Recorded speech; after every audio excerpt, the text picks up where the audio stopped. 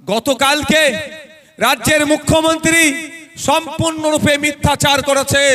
রাজ্যের মুখ্যমন্ত্রী মালদাতে দাঁড়িয়ে বলছেন যে ওয়াকাফের বিরুদ্ধে নাকি রাজ্য সরকার মামলা করেছে।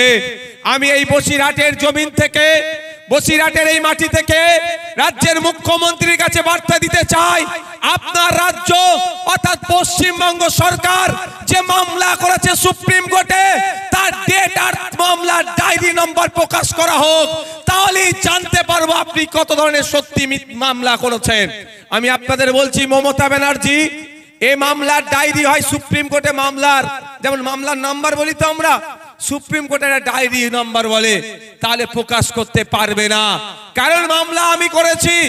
আপনাদের এই মাদ্রাসা, আপনাদের এই মসজিদ, আপনাদের ঈদগাহ, আপনার পূর্বপুরুষের যে কবরস্থানগুলো আছে এখনো যতটুকু সুরক্ষিত আছে, এটা মমতা ব্যানার্জির করা মামলাতে সুরক্ষিত নয়, অভিষেক ব্যানার্জির করা মামলাতে সুরক্ষিত নয়, আপনার এলাকার বিধায়কের কেউ মামলাতে সুরক্ষিত নয়।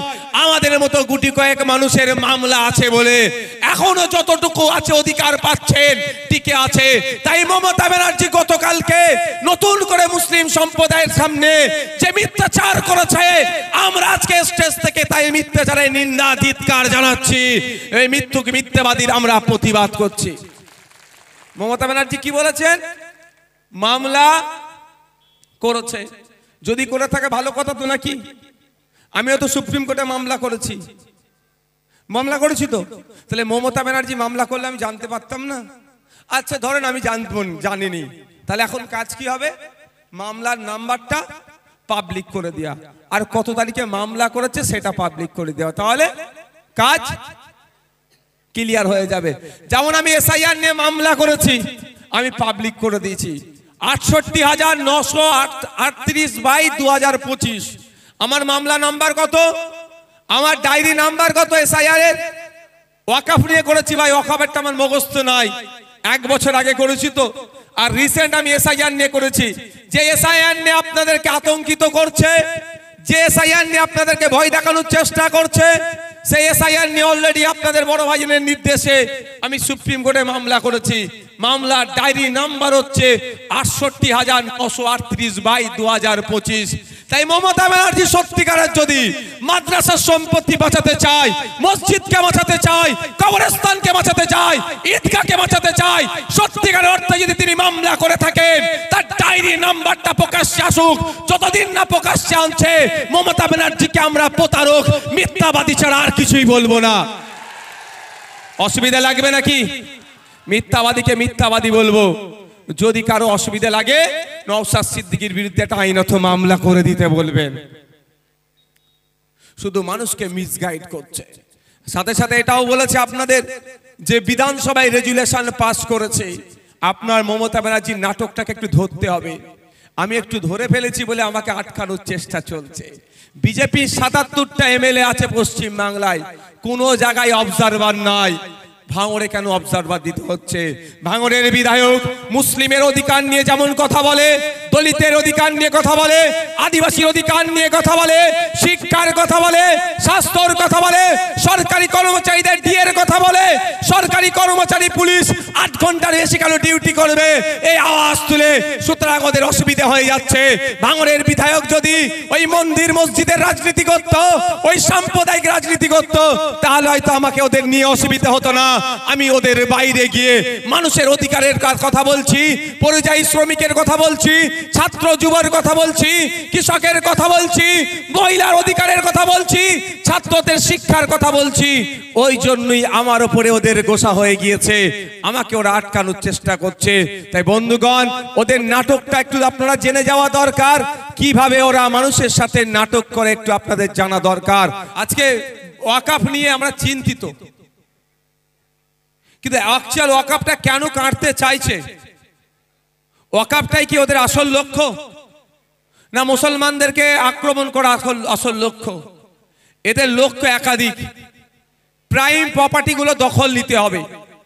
যে প্রাইম প্রপার্টিগুলো কেন দখল নিতে চাইছে? কুতুব ভাই তুমি দিয়েছো ওটা? প্রাইম প্রপার্টিগুলো যত পুরাতন শহর আছে ভারতবর্ষের, সেই পুরাতন শহরগুলোকে যদি আপনারা দেখেন, সেই শহরগুলোকে দেখলে দেখা যাবে 10টা 15টা 20টা যদি ভালো ভালো প্রপার্টি সম্পত্তি আছে, সেই সম্পত্তিগুলোর মধ্যে 2-4টে ওয়াকফ সম্পত্তি আছে। এইরকম ইচ্ছা করে চাইলেও তো কেড়ে নিতে পারে না। সেই জন্য বাবুদের পছন্দ হয়েছে ওই ভ্যালুয়েবল প্রপার্টিগুলো দখল করতে হবে। সেই জন্য তারা আইনের বেড়া জালে নিজের মতো করে আইন তৈরি করে কেড়ে নেওয়ার চেষ্টা করেছে। বাবু এখানে দাঁড়ালে হবে না। তো আইনের বেড়া জালে আইন এমন তৈরি করেছে সংখ্যার জোর দেখিয়ে, সংবিধানের article 14, article 15, article 26, article 300(a) একাধিক ধারাতে আক্রমণ চালিয়েছে। লক্ষ্যটা কি? আজকে ভ্যালুয়েবল প্রপার্টিগুলোর মধ্যে মুসলিমদের ওয়াকফ সম্পত্তি আছে, সহজেই দখল করে নেবে। কালকে গির্জার সম্পত্তি থাকলে দখল করার অপচেষ্টা চালাবে। তারপরের দিনে আপনার গুরুদুয়ারার সম্পত্তিতে হাত লাগাবে, তারপরে জাহের থান গরম থানের সম্পত্তিতে হাত লাগাবে, তারপরে এরা হিন্দু ভাইদের দেবদেবীর সম্পত্তিতে হাত লাগাবে। এদের আস্তে আস্তে এরা জমি আঙরদের নজরে এই ভ্যালুয়েবল প্রপার্টিগুলো পড়ছে, এগুলোকে কাড়া ওড়ার চেষ্টা করছে।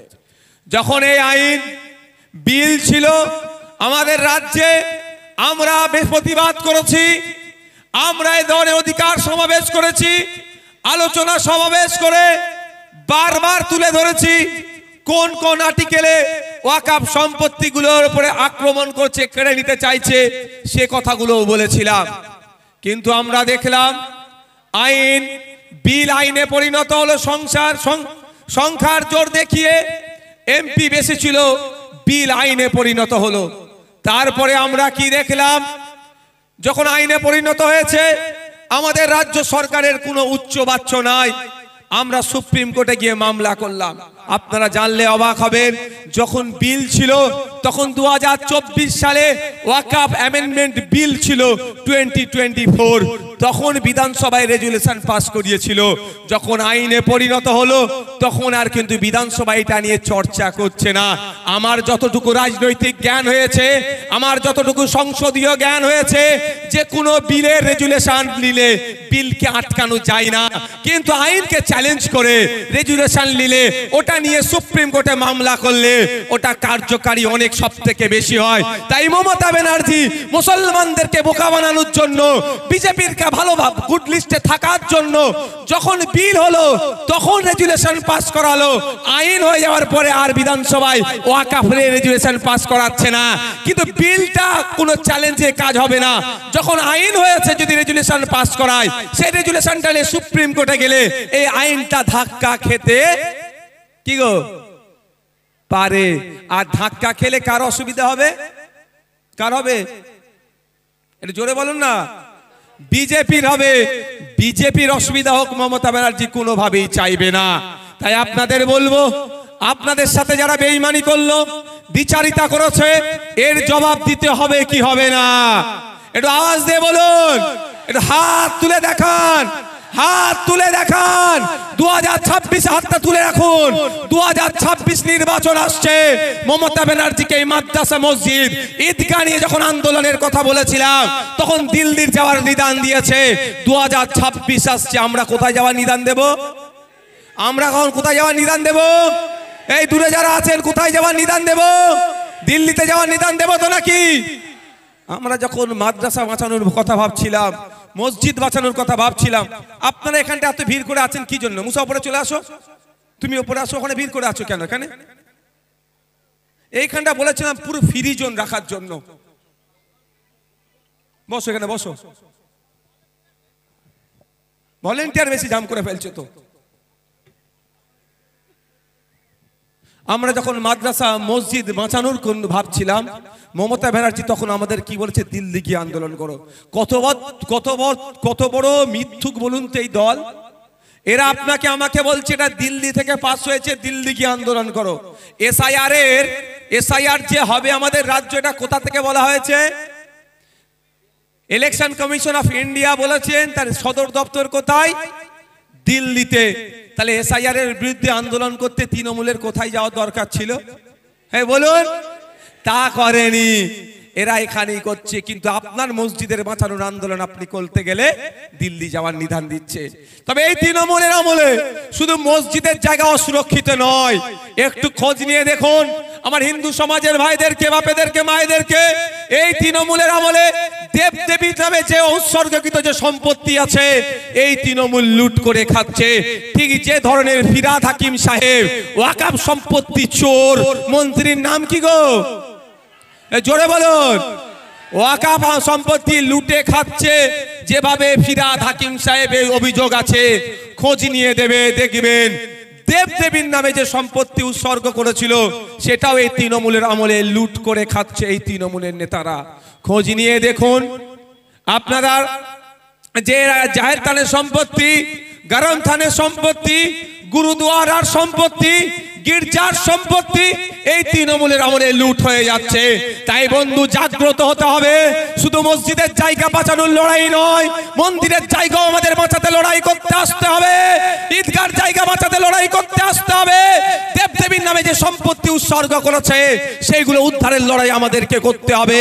জাহের থানের সম্পত্তি, গরম থানের সম্পত্তি, গির্জার সম্পত্তি, গুরুদুয়ারার সম্পত্তি যেগুলো লুট হয়ে গিয়েছে, আগামী দিনে আমরা ক্ষমতায় আসলে সম্পত্তি উদ্ধার করে গির্জার সম্পত্তি গির্জাকে বুঝিয়ে দেব, আপনার গরম থান জাহের থানের সম্পত্তি তাদেরকে বুঝিয়ে দেব। দেবদেবী ইসলামে যে সম্পত্তি আছে সেইগুলো উদ্ধার করে তাদের সেবায়েতের হাতে তুলে দেব। ওয়াকফ যে সম্পত্তি আছে সেগুলোকে উদ্ধার করে মোতোয়াল্লি ওয়াকফ বোর্ডের হাতে তুলে দেব। না শুধু মসজিদের জায়গার জন্য লড়াই করবেন কি গো? হ্যাঁ, প্রত্যেকটা ধর্মস্থানের সম্পত্তি উদ্ধারের লড়াই আমরা একসাথে করব তো নাকি? আমাদের মধ্যে এটা ভাগ করার চেষ্টা করছে, আমরা ওরা করার চেষ্টা করছে। এখানে একটা স্কুলের নাম লেখা আছে দেখুন, কেন্দুয়া এফপি স্কুল। আমাদের মধ্যে আমরা ওরা করে কি হচ্ছে জানেন? একটু কালকে খোঁজ নিয়ে নেবে। আগামীকাল শুক্রবার একটু স্কুল খোলা থাকবে। কবে স্কুল বন্ধ খোলা থাকে সেটাই এখন দুষ্কর, সবসময় স্কুল বন্ধ। এটা ভালো করছে না, আপনার আমার ছেলের ভবিষ্যৎটাকে ধ্বংস করছে, এটা মাথায় রাখবেন। কিন্তু প্রাইভেট স্কুলে নেতাদের ছেলেরা পড়ে, আপনার ছেলেরা প্রাইভেট স্কুলে পড়ানোর মতো সমর্থ নাই। আপনার বাচ্চাটা স্কুলে যায়, সেই স্কুলটা বন্ধ রাখছে।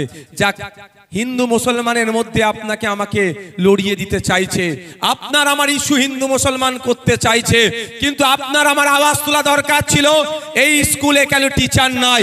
আগামীকাল গিয়ে দেখবেন স্কুলে যত রেজিস্টার আছে খুলে দেখবেন, যত ছাত্র আছে তার অনুপাতে আপনি শিক্ষক পাবেন না। কিন্তু এখানে কেন্দুয়ার মানুষ, কে হিন্দু চৈতা অঞ্চলের মানুষ, বসিরহাট উত্তরের মানুষ, কে হিন্দু কে মুসলমান দেখার দরকার নাই, প্রশ্ন করা দরকার 2012 সাল থেকে 2024 সাল পশ্চিম বাংলায় কেন 25,000 প্রাইমারি স্কুল বন্ধ হলো? এই জবাবটা মমতা ব্যানার্জিকে দিতে হবে, এই জবাবটা অভিষেক ব্যানার্জির পিসিকে দিতে হবে। কারণ এই যে 25,000 স্কুল বন্ধ হয়েছে, আপনাদের জেনে রাখা দরকার ওই স্কুলগুলোতে কোনো নেতার ছেলেরা পড়ে না, কোনো বড় নেতার ছেলেরা পড়ে না। ওই স্কুলগুলোতে আপনার আমার বাড়ির ছেলেরা পড়ে, যারা দিন আনে দিন খায়, যারা ডে লেবারের কাজ করে, যারা ভ্যান চালায়, যারা রিক্সা চালায়, যারা চাষবাস করে, যারা আপনার ঠেলা নিয়ে ব্যবসা বাণিজ্য করে, ছোট ছোট দোকান লাগায়, তাদের ছেলেরা পড়াশোনা করে। যার পরিবার দিন গেলে 300 টাকা ইনকাম করতে কষ্ট হয়, তাদের পরিবারের ছেলে মেয়েগুলো ওই স্কুলগুলোতে পড়তো।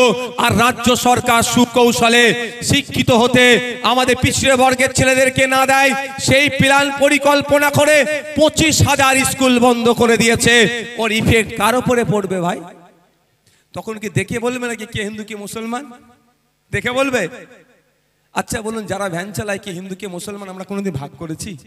কৃষকের মধ্যে হিন্দু মুসলমান ভাগ করেছি? দিন আনে দিন খাই যিনি, তাদের মধ্যে আমরা হিন্দু মুসলমান ভাগ করেছি? যে 25,000 স্কুল বন্ধ হয়েছে, খোঁজ নিয়ে দেখুন। যেখানে নমশূদ্ররা বেশি থাকে, যেখানে আদিবাসীরা বেশি থাকে, যেখানে মতুয়ারা বেশি থাকে, যেখানে মুসলমানরা বেশি থাকে, যেখানে পিছড়ে বর্গের মানুষ বেশি থাকে, সেই স্কুলগুলোকে ইচ্ছা করে বন্ধ করে দিয়েছে। কারণটাই, যদি আপনার ছেলে মেয়েরা পড়াশোনা করে উচ্চ শিক্ষায় শিক্ষিত হয়, তাহলে শুভেন্দু অধিকারীর সুরে সুল মিলিয়ে হিন্দু হিন্দু ভাই ভাই বলার লোক থাকবে না।